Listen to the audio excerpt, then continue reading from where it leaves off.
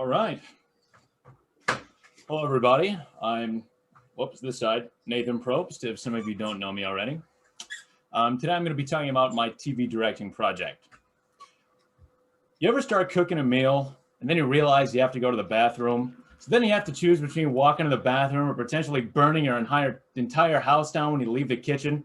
But then after enough time passes, it bugs you enough that you run off to the bathroom, but then the smoke alarm goes off. You're in the bathroom doing your business. You can't just get out there and shut it off. So now you have to nervously do your duties as fast as humanly possible and just pray to God you can get outside in time to turn the alarm off. But then enough time passes that you realize a serious fire could start. You waddle towards the kitchen with your pants down right in front of 15 firefighters who, upon seeing you emerge from the other room like a penguin with back pain, decide to pack up their things and leave.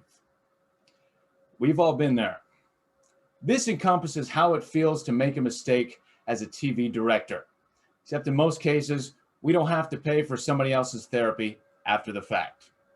Today, I'm going to be talking about my show and TV directing class, its creation and evaluation, and my revisions. My artifact was created for Com 313. It was a TV directing course taught by Dr. Cohen. It was an in-class assignment towards the end of the semester. TV directing was oriented towards teaching students the fundamentals of TV directing in a bunch of different genres, from soap operas to newscasts. There was a direct emphasis on hands-on learning, which I was very grateful for. It was awesome. I was tasked with the writing and directing of a TV show, which the format and its content were fairly original. My team consisted of Herschel Taylor, Julianne Gorkowski, Leah White, Jonathan Kiefer, and Drew Harris. And Drew was actually not a class student, but a guest that we had on the show. On arrival of filming day, I, the student director, handed all the other students a paper known as a rundown, detailing where each show segment would fall chronologically. And this prep time is also given before the show, as allotted to explain the exact procedures that each role had. I decided to host an esports show. If you're not familiar with what esports is, it's basically competitive video game playing. And I know, it sounds super niche, but the industry is growing very, very fast. Come on, slides. Apologies, folks. I might have to manually do this. There we go. So, according to the Business Insider, total esports viewership is expected to grow at a 9% compound annual growth between 2019 and 2023. We're talking a 454 million to 646 million viewers. So to recap, just the beginning, this assignment had me write, direct, cast, and produce a rundown for a show which my fellow teammates and students fill the remaining position. So, before I absolutely tear my performance to pieces, what are some things the team and myself did right? First of all, the concept on its own is fairly novel. There's some shows online that show people just kind of goofing off, having fun playing video games, and then there's the other half that we refer to as sweaty in the industry. They're very serious. So this takes the two, kind of blends them together, and it incorporates that live action element that I'm not familiar with in any other show. Also, Herschel and Drew did an awesome job rolling through the rhythm of the show. They were doing some stuff towards the end, even off the dome, and they were very time conscious, handled improv well. It felt like we were in our second season by the last quarter, the way they handled it. So to show you the original artifact itself, it is actually 10 minutes long. Obviously, I can't play the whole thing. So the way I like to put it is, if the show is an orange, what I'm going to show you is the orange juice. It's a super cut down version, 1 minute and 30 seconds. I call it the super cut, and hopefully this gives you a good idea of how the show all ran through. Welcome to the E-Arena, the show where two challengers 1v1 their way through an esports challenge gauntlet. What does each player really bring to the match? Drew is known the competitive scene better than anybody else. On the other side, we have somebody who's not so much of an esports expert. That's Nathan. Round one starts right now. Game over. Nah, dude. We'll be back with Drew Harris after this short break. Welcome back to the Esports Arena. I'm Herschel Taylor. So we're playing this target game with Drew. First off, we're going to give you this Master Chief helmet. All right, he's in there. Can you see? You're going to have to try to hit in at least 3 to win the $20. 4 targets for Drew. Wow, great job there, Drew. You're going to win the $20. When we come back, we'll have round 2 here on the Esports Arena. Welcome back to the esports arena. In round 2, players are equipped with only sniper rifles. Take a look at how that went, shall we?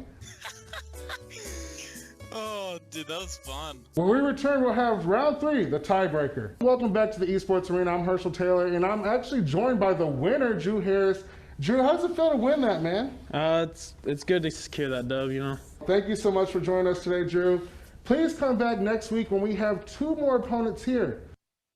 All right, yeah. So they did a great job.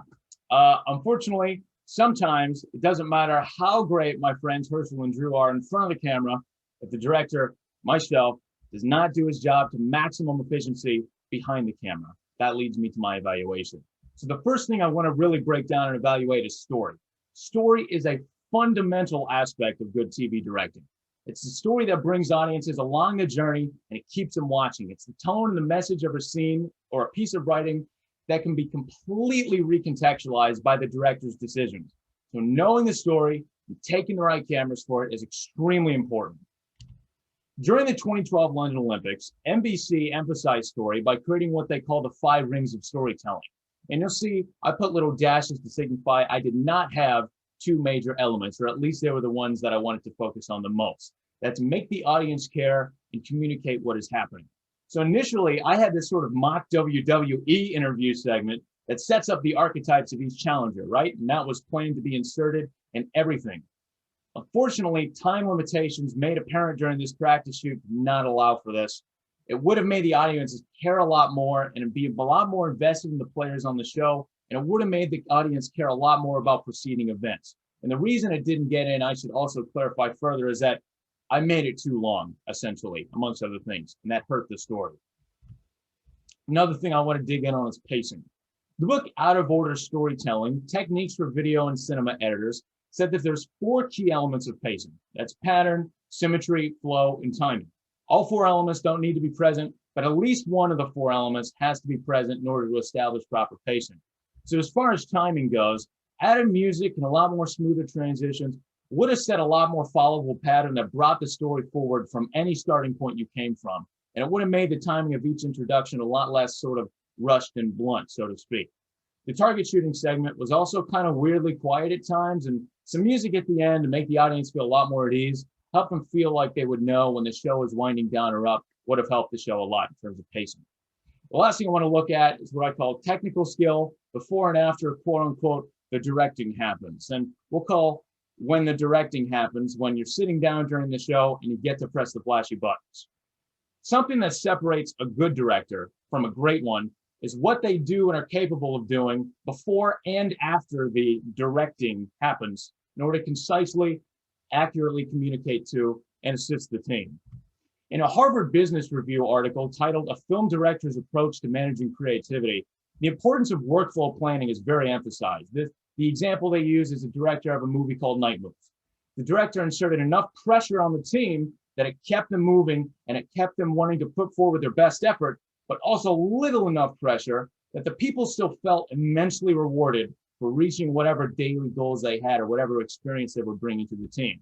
So with this goal in mind, it would have been a lot more beneficial to have a much more clearly articulated the fleeting time situation to Drew and Herschel out on the floor towards the end of the show. The final interview segment felt kind of rushed and stilted at certain points because that's how the direction came out of my face.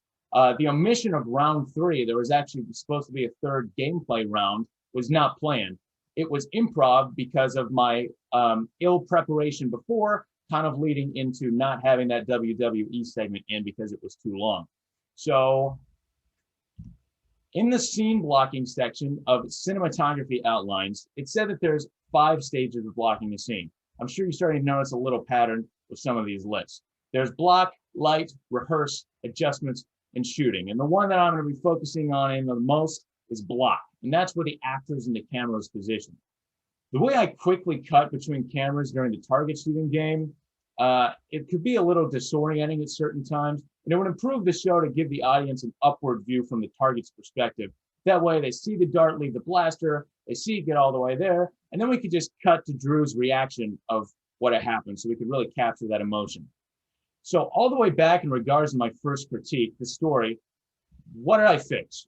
So I took the WWE style preview, added a lot more polish to it. I added some graphics, I really improved the pacing of it, and I made it run a lot more efficiently with the time in a way that would fit with the original show. So I'm going to play that for you now.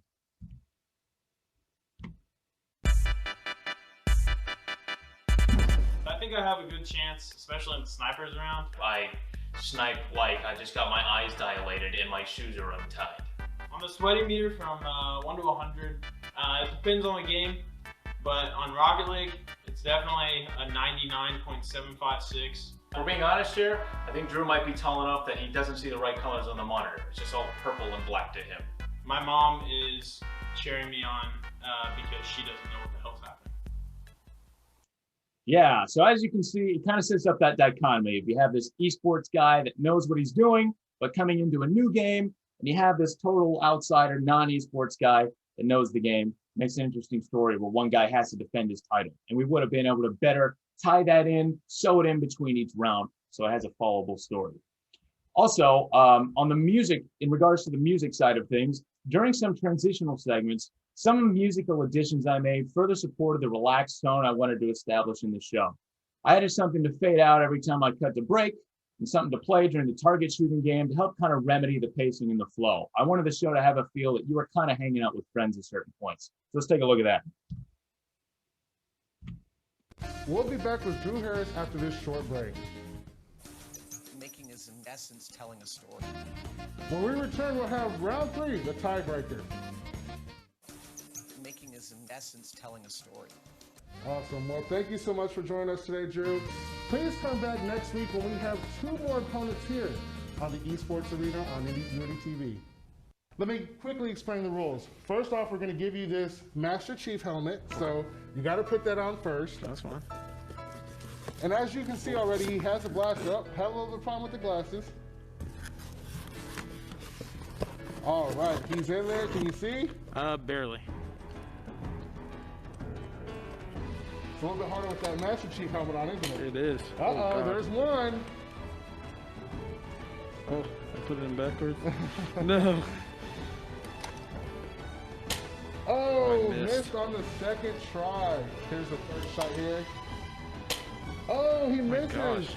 4 left. You gotta get at least 2 more. There's all right. So there it goes. He hits that second target. 1 more for the $20. It all goes here. Oh, a little bit of a misfire. Oh, he hits it.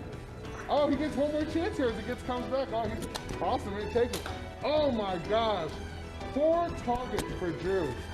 Wow, great job there, Drew. You're gonna win the $20. When we come back, we'll have round 2 here on the Esports Arena.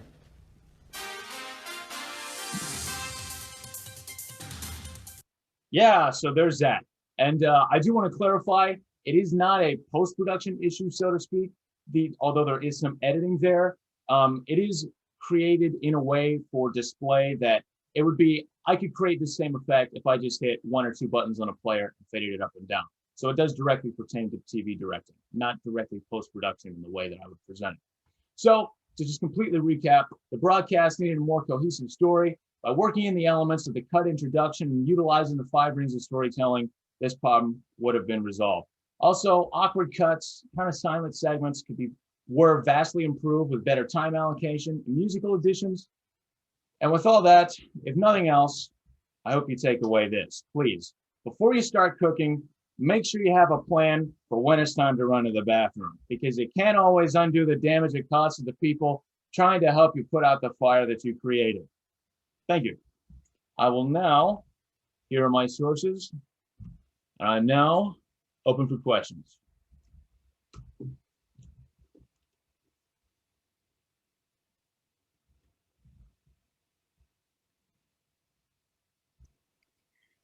Hello, Nathan. Hi there, Dr. Cohen. First, 2 things. One, I do think, like you did when you first came up with your idea for the show idea, that it was a valuable show idea, that there's definitely going to be an audience for esports in the future. And also the approach you took as far as making it into both an expose on game sports, but also a game show. And looking back, okay, what actually would you take out? Because in your case, the show ran long. All right.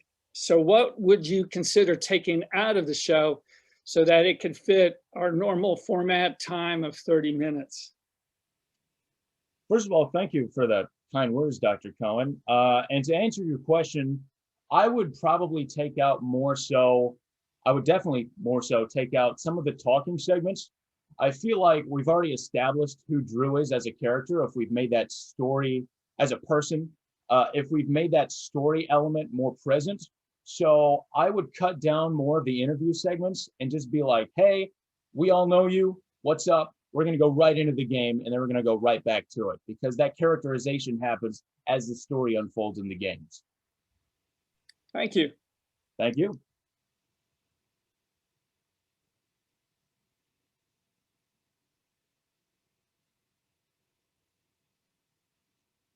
Okay, if there are no more questions, I'd like to pass it on to Heidi Dorr.